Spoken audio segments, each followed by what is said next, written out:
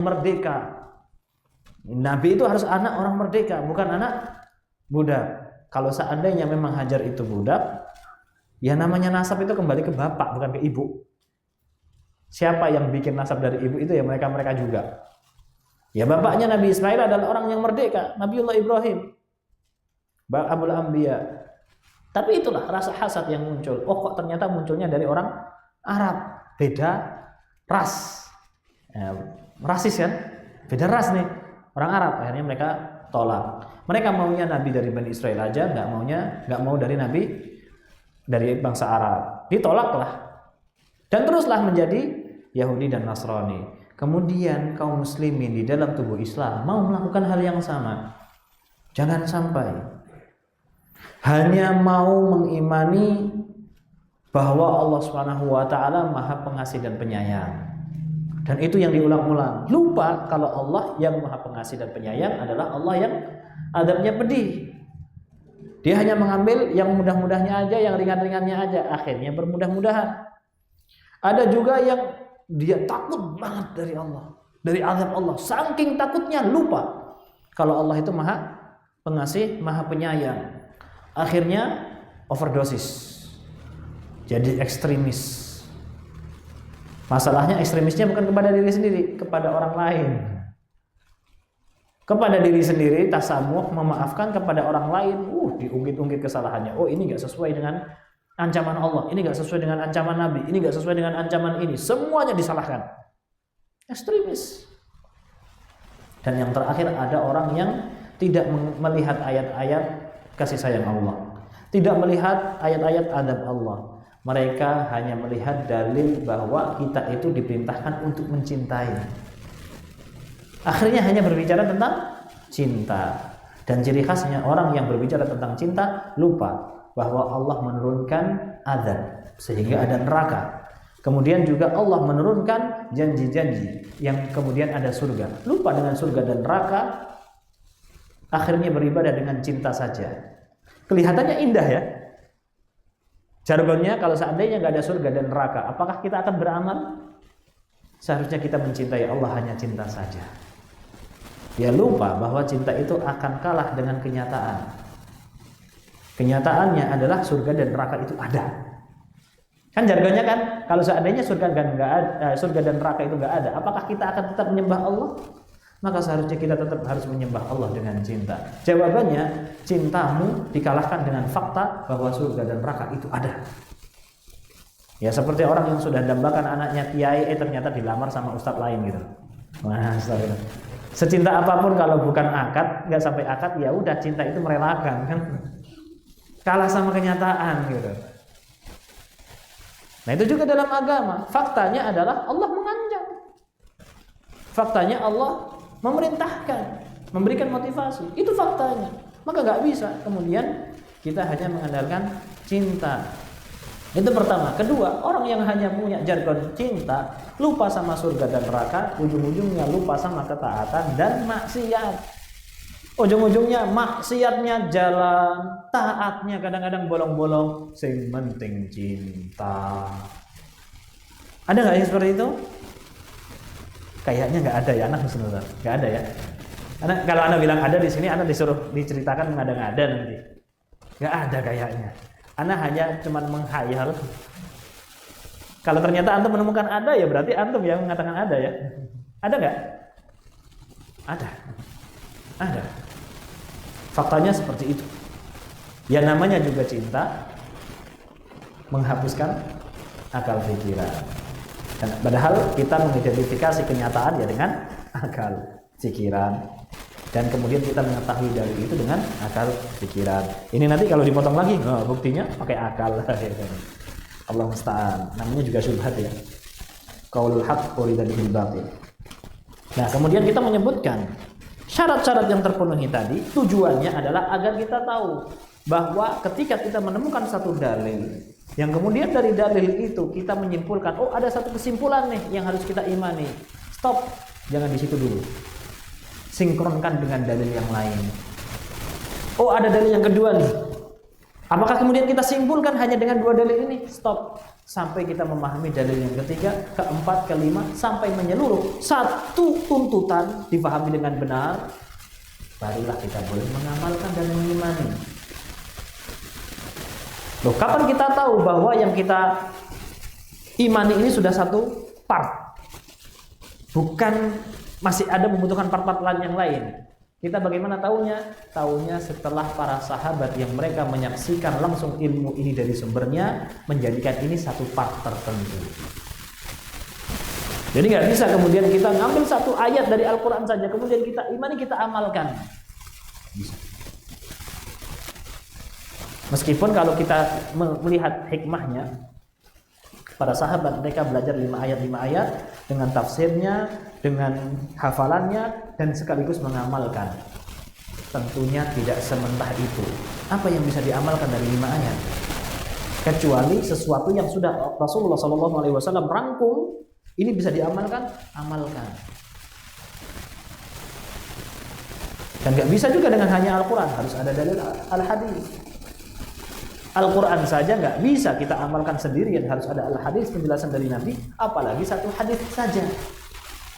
Itulah kenapa kalau kita menjabarkan itu banyak-banyak, kumpulkan dalilnya agar kenapa bisa menyeluruh. Kok jadi banyak? Ya itulah Islam. Makanya al-ilmu qabla al-qawli wal amal. Kalau al-qawl wal amal qabla al-ilm, ilmunya satu part bersambung coming soon, ya akhirnya labrak sana labrak sini, ujung-ujungnya oh ternyata saya salah. Allah musta'an. Dan itu kisahnya sangat banyak sekali orang yang beriman mengimani hanya satu part. Dan itu ada satu cuplikan video yang dikisahkan oleh Ustaz Ayat, bahwasanya ada salah seorang yang belajar dari bukunya Syekh Shalih Fauzan, otodidak, kemudian mempelajarinya dengan dan Ustaz Ayat ini meriwayatkan langsung daripada Ustaz yang dimintai fatwa oleh sang korban ini. Jadi intinya anaknya belajar dari kitab Syekh Shalih Fauzan dan mempelajarinya sendiri. Kemudian salah paham, kemudian pulang ke rumah mengkafirkan bapaknya. Ujuk-ujuknya anaknya nggak mau nyapa bapaknya. Ternyata bapaknya dikafirkan. Tapi ternyata masih ngobrol sama ibunya. Ya udah, kata bapaknya mah yang penting sama ibunya masih nyambung. Entah juga bapaknya nggak akur-akur amat sama anak biasanya kan, ketemunya kalau pas mau transfer doang. Kemudian ternyata tiba-tiba ketika masuk rumah, ibunya juga mengkafirkan si suami. Pak, jangan masuk ke rumah, kamu kafir. Mantap. Si bapak ini akhirnya bingung toh, karena semuanya itu mendadak, tanpa persiapan, tanpa ancang-ancang kalau mau sesat. Gak janjian dulu.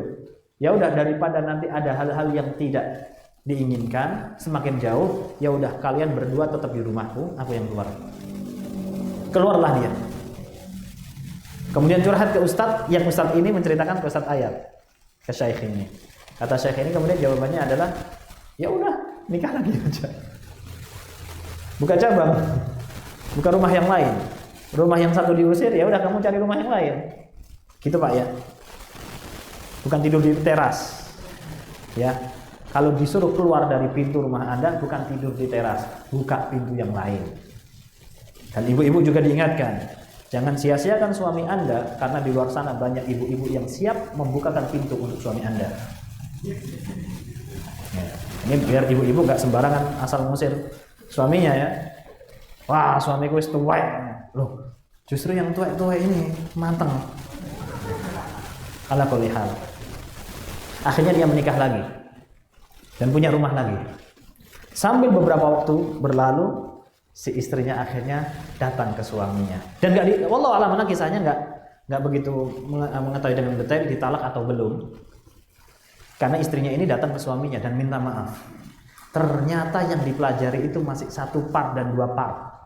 Belum part berikutnya dalam bagaimana mensikapi orang lain. Akhirnya intinya apa? Minta maaf, kami yang salah. Oke, kami maafkan. Kata si suami, tapi saat ini saya sudah punya cabang lain. Kalau kamu mau menerimaku, ya udah terima juga rumah yang kedua ini. Kalau nggak mau, ya udah silakan keluar dari rumah. Kemarin saya suruh kalian tinggal di rumah ini, ya karena saya nggak tahu kalian ini mau kemana. Tapi sekarang sudah jelas, kalian sudah tahu nih salahnya kemana. dan kamu sudah apa istilahnya harus tahu konsekuensi apa yang terjadi. Kalau mau menerimaku, ya udah terima dengan rumah yang kedua ini. Maksudnya dengan hubungan yang kedua. Kalau nggak mau, ya udah silahkan angkat kaki dari rumah saya. Tapi kisahnya nggak berlangsung ya. Jangan dipakai cara ini, Pak ya. Jangan dipakai cara ini untuk buka cabang. Ala kulli hal, syahidnya adalah di situ banyak sekali orang-orang yang main asal ambil satu part dan dua part, kemudian part ketiganya dilupakan, atau tiba-tiba masuknya di part keempat. Kenapa ketiganya kemana? Lagi hujan misalkan, nggak datang pengajian. Bisa jadi. Kemudian akhirnya main mengamalkan dan mensikapi orang-orang sekitar. Dan itu yang sering terjadi kan dulu. Ada teman-teman yang ngaji sunnah, tahu-tahu nggak mau nyapa tanggane.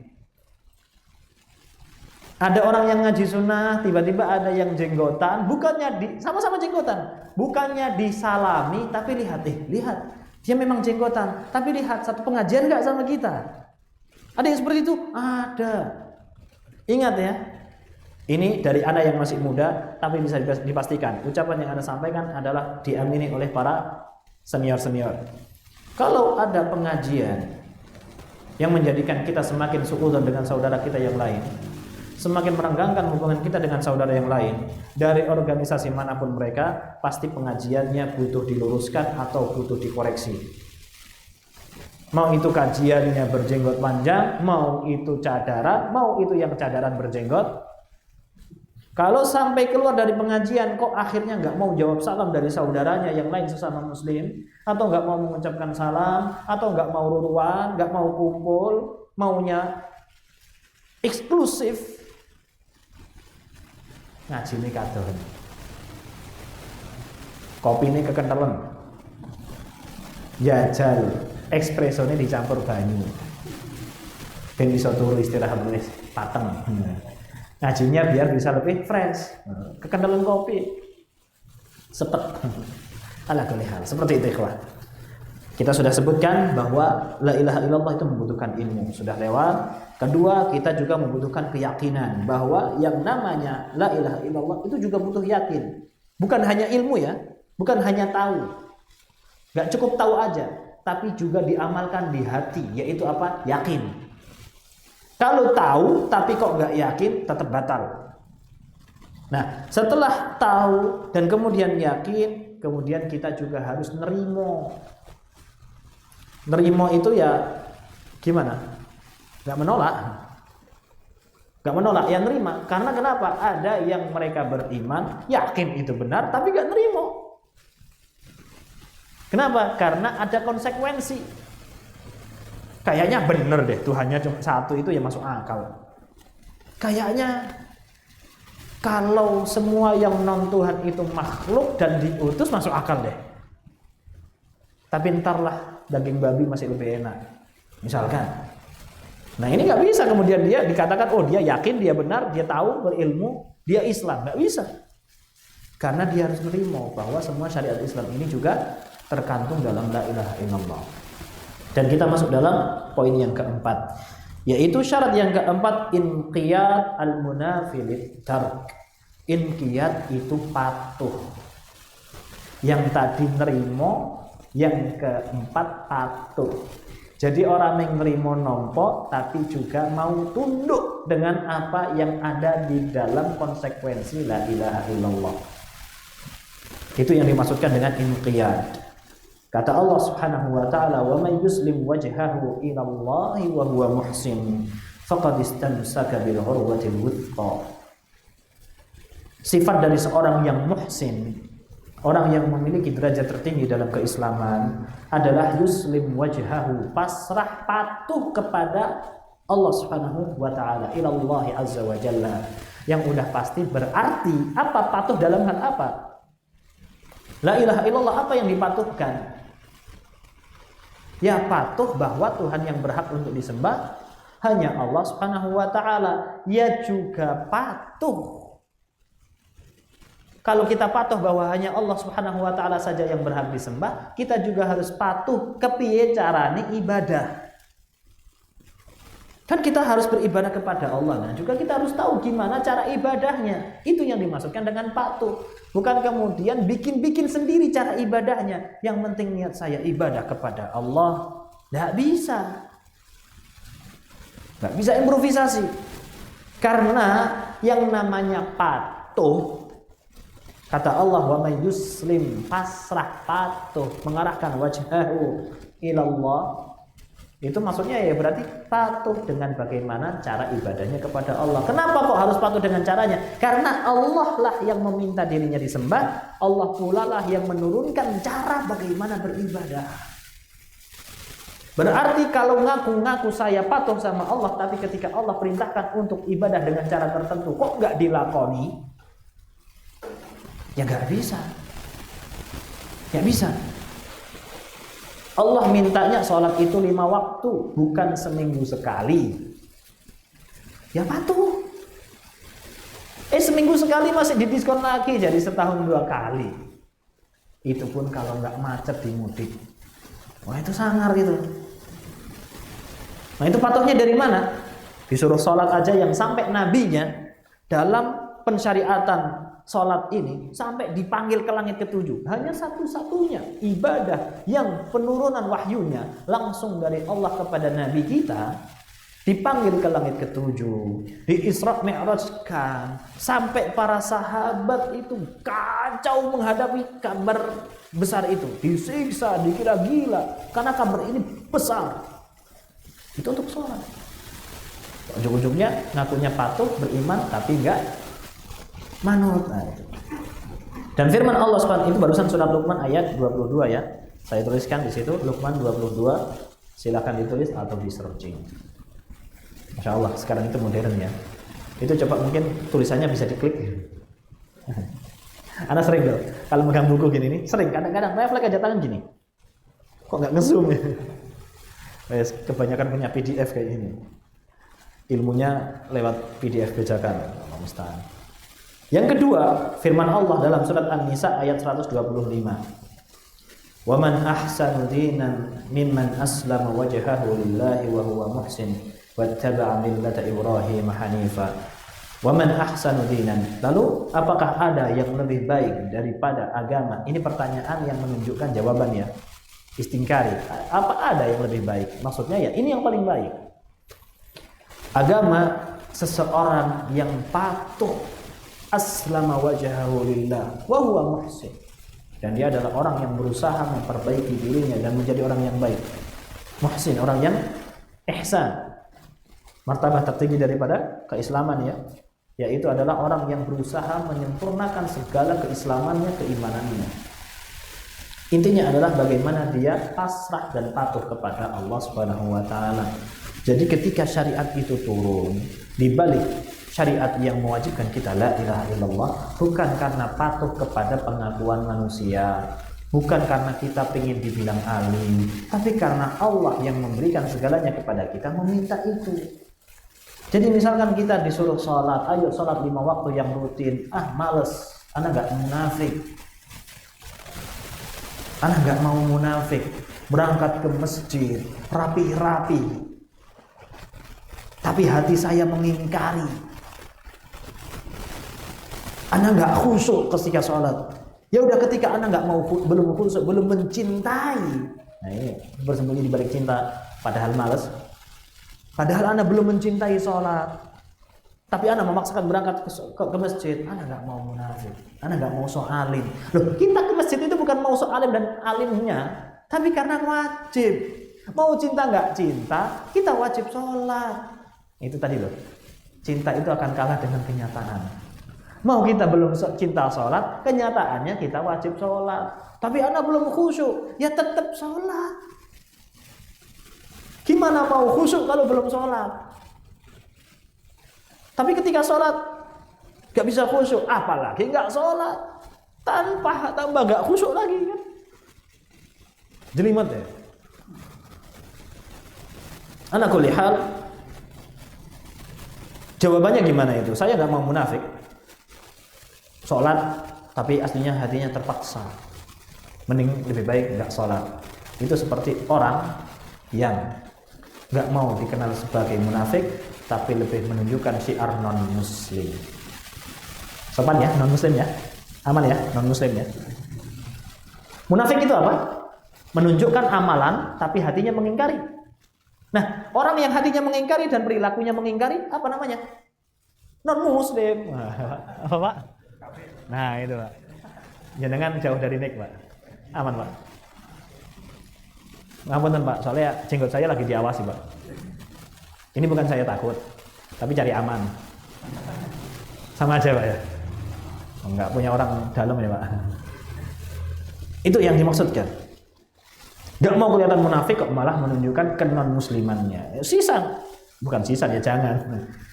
Ya ala kulli hal. Itu yang dimaksudkan dengan patuh. Itu yang tertuang dalam surat An-Nisa ayat 125. Dan juga surat Az-Zumar ayat 54 firman Allah wa anibu ila rabbikum wa aslimulah. Kembalilah kepada Allah Subhanahu wa taala dan pasrah patuhlah kepada Allah Subhanahu wa taala. Sebenarnya di sini penjelasannya juga lebih panjang, yaitu adalah banyak sekali perintah-perintah Allah Subhanahu wa taala dan nabinya dalam bentuk syariat yang sebenarnya kita itu sedang diuji. Kok enggak enak ya? Syariat Islam ini enggak enak. Dan termasuk di antara syubhat dan syahwatnya orang-orang yang ingin menjauhkan kaum muslimin dari Islam adalah mana ada orang bisa sanggup sholat dalam satu hari 5 waktu. Mana ada yang sanggup? Syariat macam apa ini? Kok membebankan hambanya untuk melakukan ketaatan 5 waktu? Kata orang yang berangkat kerjanya jam 5, pulangnya jam 8 malam. Kerjanya jam 7 sampai jam 8. Tujuhnya bukan sak jam ya. 13 jam. Bisa dilakukan. Oh iya gimana? Pekerjaan itu kepepet. Lah iya kita sholat juga kepepet. Kepepet antara kita mau surga atau neraka. Cinta nggak cinta kan gitu. Kepepet. Nah kita maunya cuma surga, nggak mau neraka, kepepet. Oh berarti sholatnya kepepet, Islamnya kepepet. Lah iya faktanya gitu. Kan fungsinya neraka itu kan untuk nakut-nakuti orang yang nggak mau lebih. Udah mepet-mepet, nah kecer. Itu Allah Maha mengetahui bagaimana sifat manusia. Adapun orang-orang yang memang mereka selalu pengen yang terbaik dalam keislamannya, dia nggak butuh kepepet-kepepetan. Dia sudah melakukan suatu hal yang jauh lebih baik sebelum adzan sudah berangkat, sebelum qomat sudah di masjid, bukan ketika qomat baru wudhu dapat rakaat terakhir alhamdulillah dapat jamaah. Bukan seperti itu. Atau malah buka jamaah sendiri. Intinya syariat itu banyak sekali dan itu berat. Seperti contohnya kenapa kaum muslimin harus puasa, kemudian akhwat harus berjilbab, kenapa laki-laki jatahnya 2 kalau dalam warisan, kenapa laki-laki harus bekerja untuk anak, istri dan ibu, saudara perempuan, kenapa perempuan harus ta'zim kepada laki-laki, harus hormat kepada laki-laki, harus merawat anak, harus menjaga hartanya suami. Itu berat. Kenapa kok diatur-atur seperti itu? Kenapa harus patuh? Pertama karena itu adalah perintah Allah dan kita harus patuh. Kata Rasulullah sallallahu alaihi wasallam, la yu'minu ahadukum. Ana tulis hadisnya kalau enggak salah. Iya betul ya? La yu'minu ahadukum hatta yakuna hawahu tab'an lima ji'tu bihi. Oh enggak ana tulis. Enggak ana tulis karena hadis ini mukhtalaf. Ada yang mensahihkan, ada yang mendhaifkan.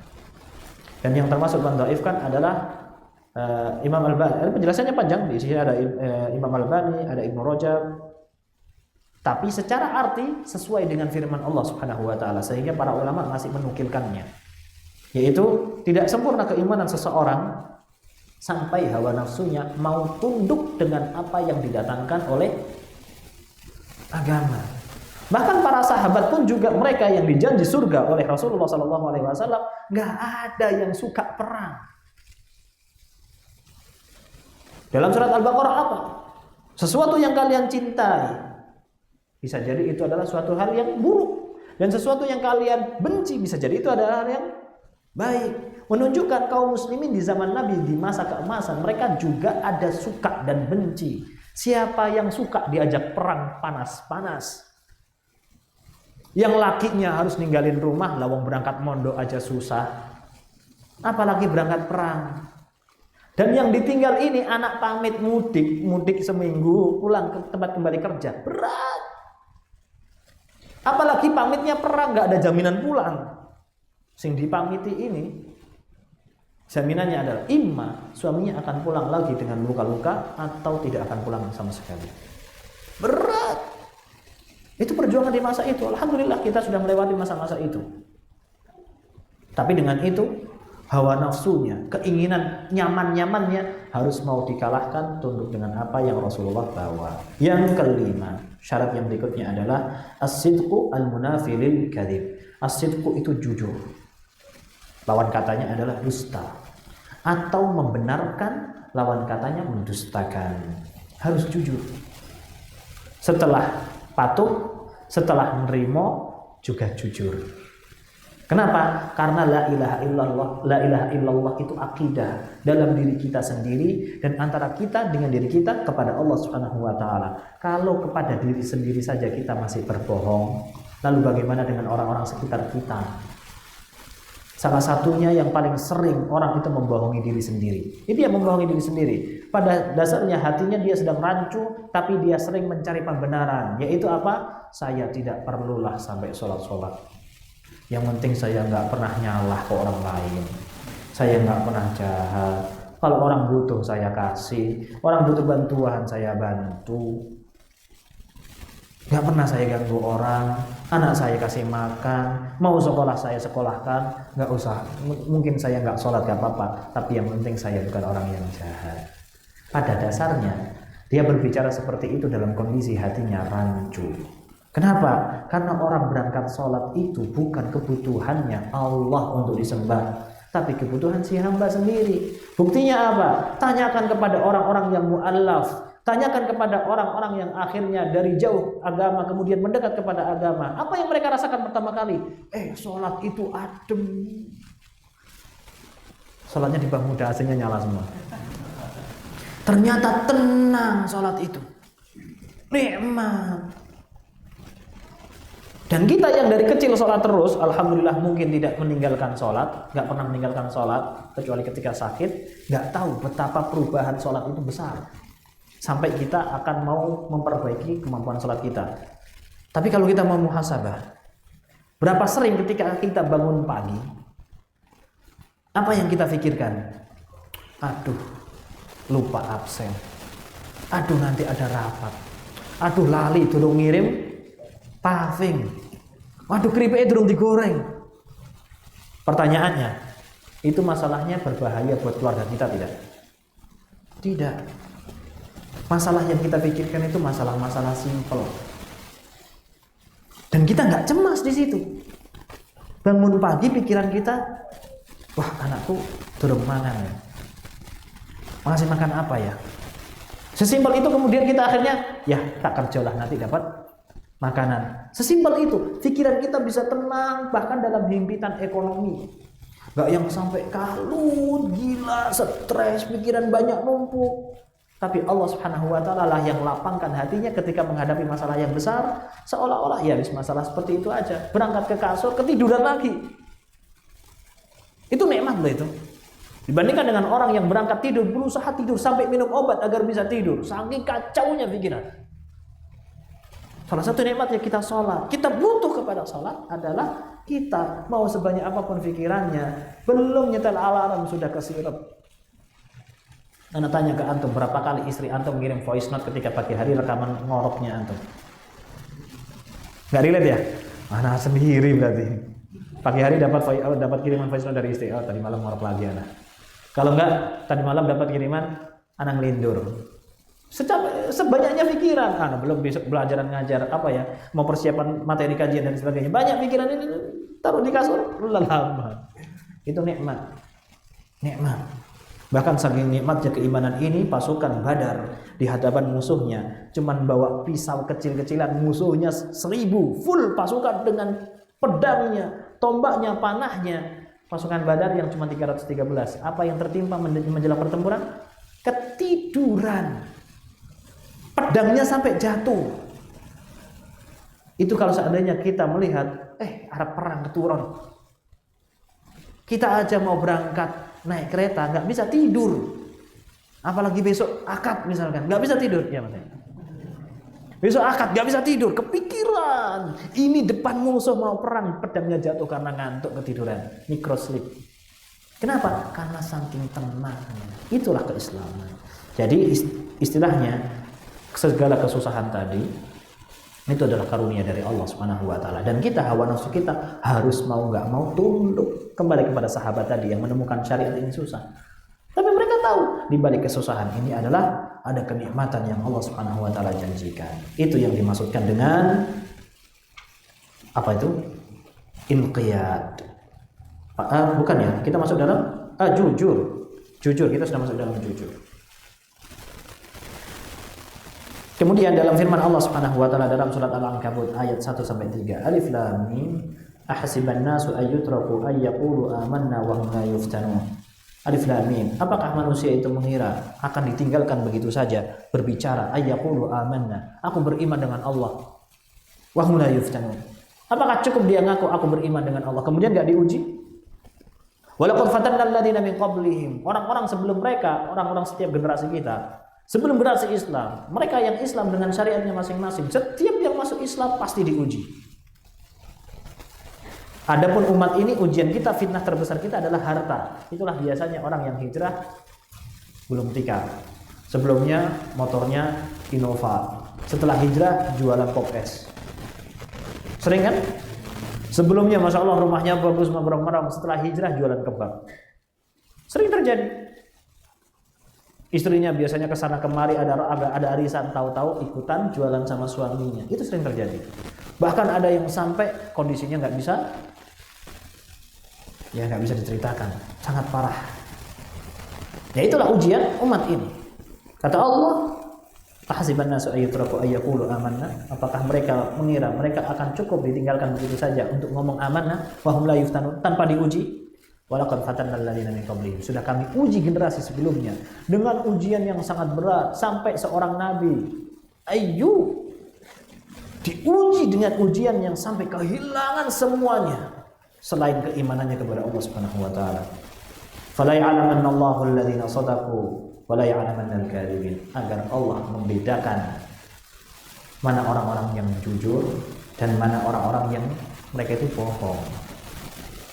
Dia cuman membohongi dirinya sendiri. Jujur menunjukkan apa? Dalam menerima syariat ini ya harus jujur kepada diri sendiri. Kalau seandainya pada diri sendiri saja nggak jujur, lalu bagaimana dengan orang lain? Ala kulli hal. Itu tadi yang kita sebutkan ya, orang yang mengatakan aku baik kepada orang lain tapi nggak baik kepada Allah. Gitu gimana itu? Dia baik kepada manusia tapi kepada Allahnya nggak diperbaiki. Itu kan membohongi diri sendiri. Dia tahu dia bohong dan dia pura-pura baik-baik saja dalam kebohongannya. Kasihan itu. Yang kedua firman Allah dalam surat Al-Munafiqun ayat pertama, "Idza ja'akal munafiquna qalu nashhadu innaka la rasulullah wallahu ya'lamu innaka la rasuluh wallahu yashhadu innal munafiqina lakadzibun." Kata Allah menceritakan tentang orang-orang munafik. Apabila datang orang-orang munafik, mereka akan ngomong, "Nashhadu innaka la rasulullah." Ya Rasulullah, kami bersaksi engkau adalah rasul. Itu orang-orang munafik. Bersaksi di hadapan Nabi bahwa Nabi adalah nabi. Kemudian Allah menjawab omongan mereka. Wallahu ya'lamu innaka la rasuluh. Allah tahu kok kalau engkau itu adalah rasul. Tidak perlu sampai orang-orang munafik ini bersaksi bahwa Rasulullah adalah rasul. Allah Maha tahu dan Allah tahu kok kalau Nabi Muhammad itu rasul. Wallahu yashhadu innal munafiqina lakadzibun. Kemudian kata Allah, dan Allah bersaksi bahwa orang-orang munafik mereka berdusta. Jadi ini kembali ke masing-masing. Jadi intinya tauhid itu akan relate kalau kita muhasabah diri. Tapi kalau untuk nuting orang lain nggak bisa. Nah, kamu ini berimannya itu jujur apa enggak? Ya gimana mau tahu kita jujur apa enggak? Orang lain. Lah di hati. Lalu Nabi Muhammad aja sallallahu alaihi wasallam nggak tahu hatinya orang-orang munafik. Jujur apa enggak? Sampai Allah turunkan firman-Nya bahwa orang munafik itu bohong. Menunjukkan bahwa ya urusan jujur dan tidak itu kembali kepada diri sendiri, bukan untuk menilai orang lain. Ada. Monggo adzan dulu.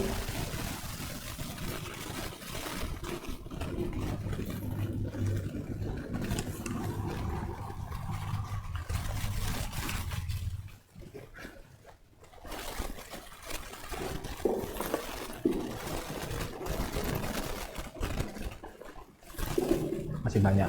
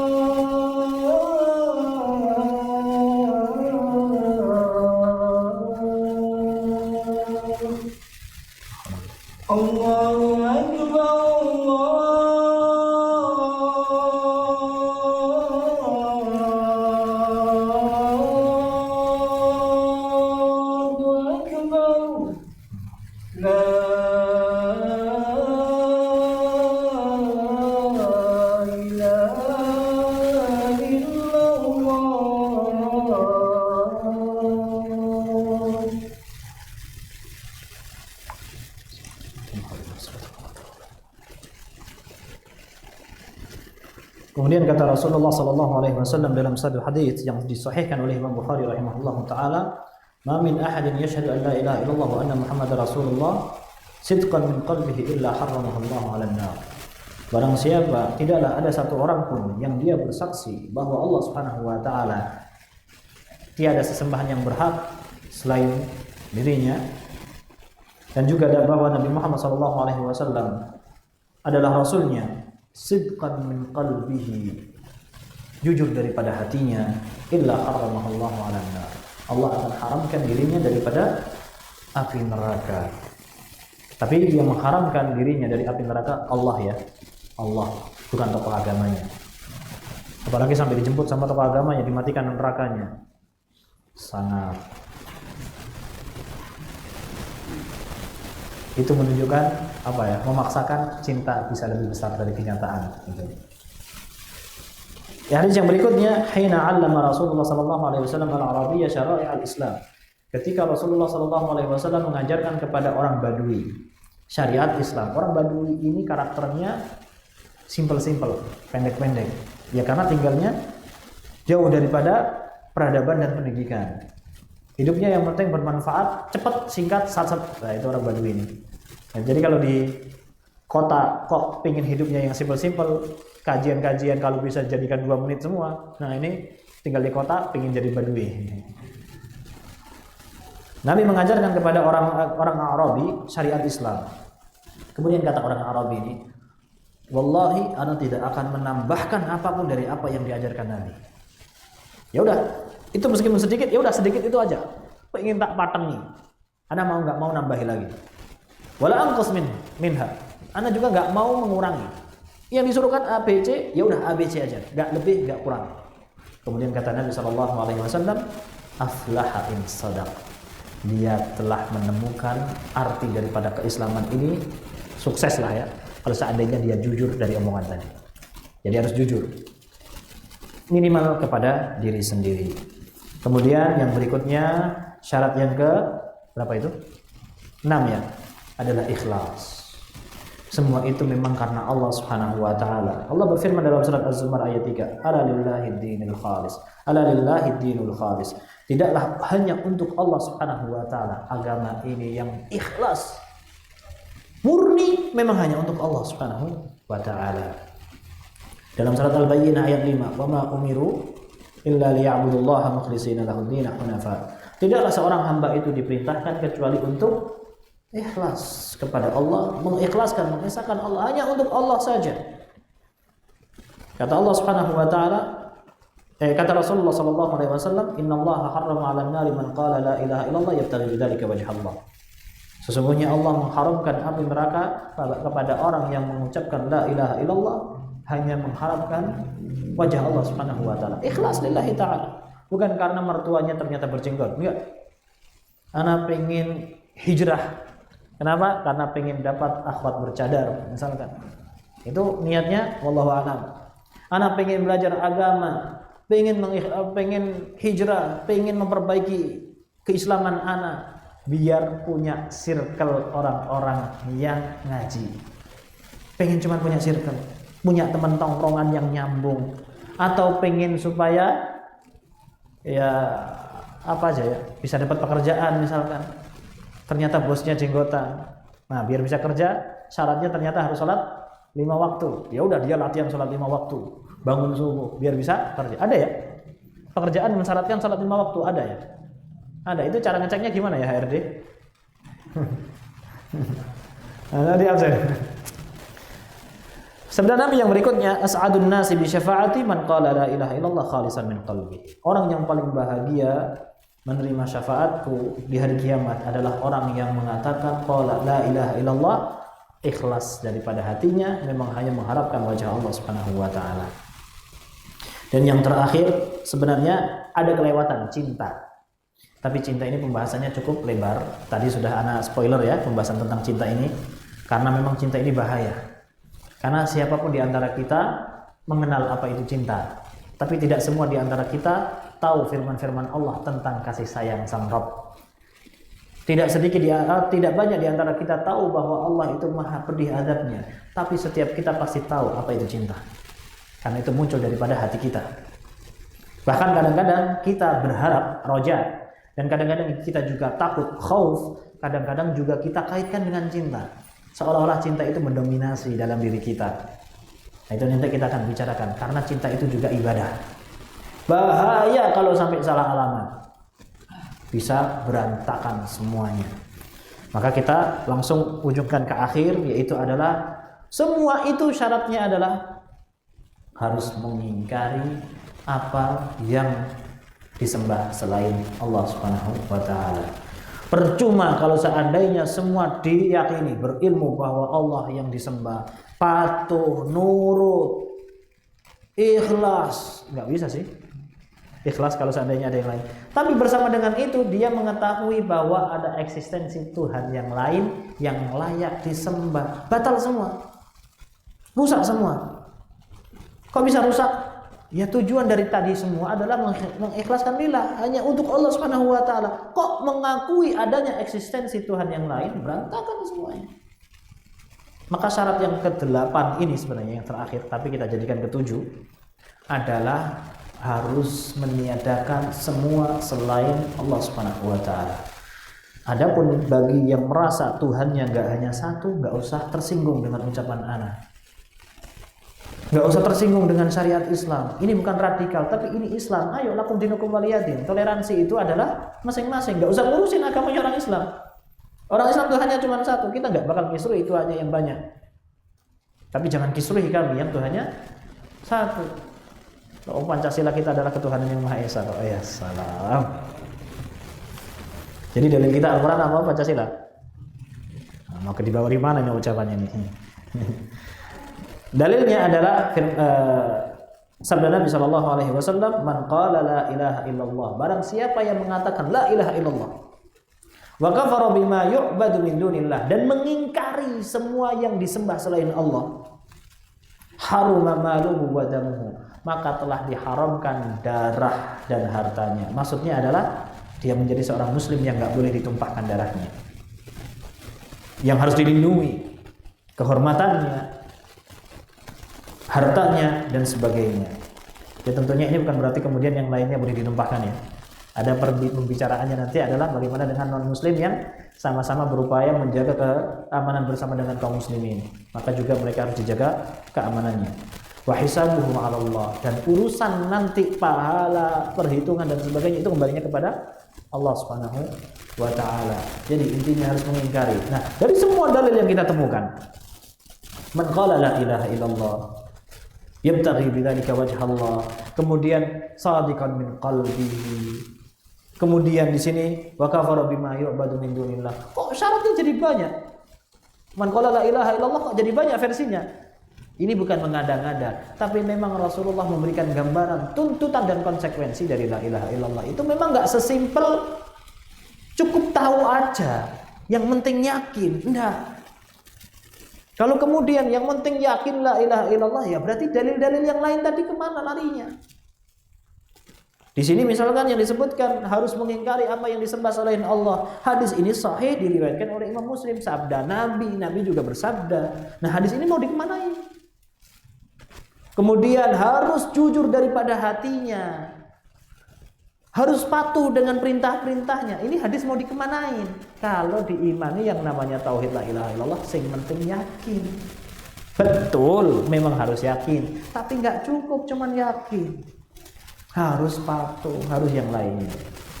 Maka inilah kita itu syariat Islam yang insaf, yang tengah. Itu adalah dengan apa? Dengan mengumpulkan semua yang menjadi perintah Allah dan Rasulnya, tidak pilih-pilih, tidak ditolak semua atau tidak diterima sebagian, tapi diterima semuanya. Udkhulu fis silmi kafah. Baik, jazakumullah khairan katsira. Subhanakallahumma wa bihamdika asyhadu an la ilaha illa anta astaghfiruka wa atubu ilaik. Wassalamualaikum warahmatullahi wabarakatuh.